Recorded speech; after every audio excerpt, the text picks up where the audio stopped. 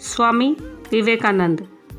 Swami Vivekanand was born as Narendranath to a Bengali family in Kolkata, India on 12th January 1863.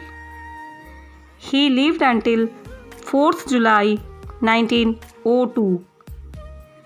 He was a chief disciple of the 19th century Indian mystic Ramakrishna. He introduced the ancient Indian philosophies like Vedas, Upanishads, and Yogas to the Western world. He was a major force in the revival of Hinduism in India and contributed to the concept of Indian nationalism as a tool to fight against the British Empire in colonial India. But during his childhood, he was a very naughty boy. His mother often used to say that she desired for a son from Lord Shiva, but Lord Shiva has sent demon to her family. He was a great monk, a truly spiritual fellow, a great philosopher, and a great Indian writer. Let us see what message he has given to the modern world. The world is the great gymnasium where we come to make ourselves strong.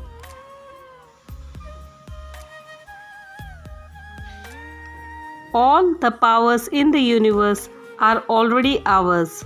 It is we who have put our hands before our eyes and cry that it is dark.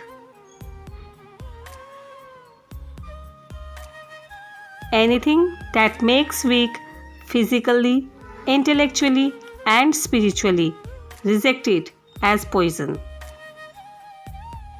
Our duty is to encourage everyone in his struggle to live up to his own highest idea and strive at the same time to make the ideal as near as possible to the truth. All knowledge that the world has ever received comes from the mind. The infinite library of the universe is in your own mind. If the mind is intentionally eager, everything can be accomplished. Mountain can be crumbled into atoms. Stand up, be bold, be strong. Take the whole responsibility on your own shoulders and know that you are the creator of your own destiny. All the strength and succor you want is within yourself. In a day when you don't come across any problems, you can be sure that you are traveling in a wrong path. In a conflict between the heart and the brain, follow your heart. Be the servant while leading. Be unselfish. Have infinite patience, and success is yours. All power is within you. You can do anything and everything. Believe in that. Do not believe that you are weak. Do not believe that you are half crazy lunatics, as most of us do nowadays.